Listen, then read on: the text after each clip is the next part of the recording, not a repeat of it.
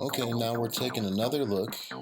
Right now we're doing the strike. We're also using that same eagle claw posture. Hopefully now we've been loosening up those hips and being able to really use those applications. So by sinking the weight, you can see that I have my forearm control posture over there.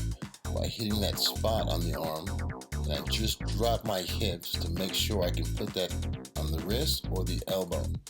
So you have elbow to control, and all this is doing is creating a space for a strike that you can off balance them. So there's going to be that downward then forward motion, and this isn't really even the strike yet. It's still creating that space. You can create that space even more by taking the step, pushing back, and making sure you have room for applications that we'll look at later. Against two strikes, it works the same. The left hand, the right. Make sure they both twist upward.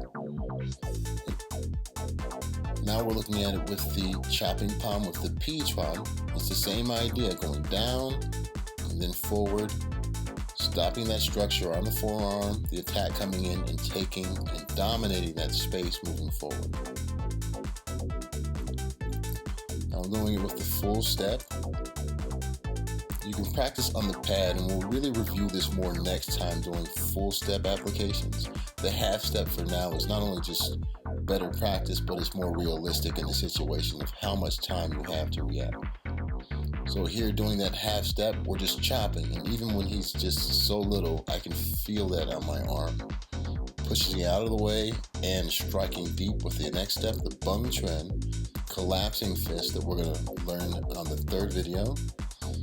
But here, getting those reactions so you can strike, guard is still up, and every time you strike, it's got to come from that bottom foot.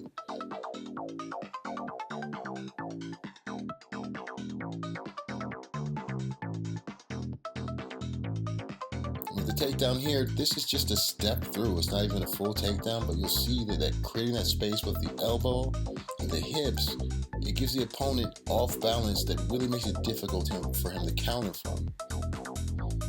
Then with a little twist, I can pop that leg, and now he's really off balance for what I want to do next. And I can continue just twisting in that direction to drop him, or I could twist and change directions if I need to. You'll see the elbow there. That is the key for him falling down, getting behind, and deep. Now we're going to put it on the back of the shoulder. And we're just keeping the same postures, but you understand in a real fight there's going to be that struggle.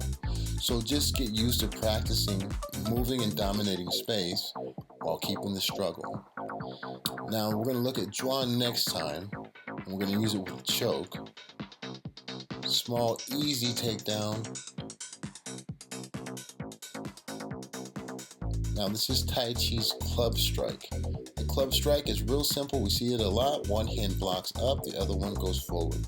But you want to re-engineer it so you can look at it from both bottom and top. And just taking a look, you'll see how you're really peeling them as that wrist turns. So it's not just rising, it also rotates as it goes upward. This is very important to grab onto them. So you can see peeling downward, how it peels to pull and not distance itself from me while he's countering that strike. And this could be a second strike or a block, but that block and stepping is what's going to add that power. Keep the shoulders back as you lunge forward. Now we're raising that second hand and using that first hand as a block as well. Now we can just keep practicing that upward motion, bringing the energy from the hips. And we can also do the same thing going downward. But first, get used to kind of creating a chain or a swirly wave as you raise that hand up so that the strike happens automatically. And when you want more power, you just need to step more. The step will always create that space that you need to get safe or to penetrate through his system. So practice this going up and down, and this is the re-engineering all Tai Chi, but now we're just using it in a different way.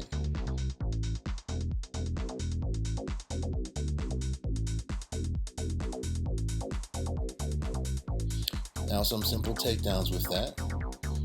So here, we're doing that same strike, except for we're pushing it downward. As I step in around him, now I change my Taichi so that it's forcing him down. But it's the same posture that we use when the club strike when we're going forward.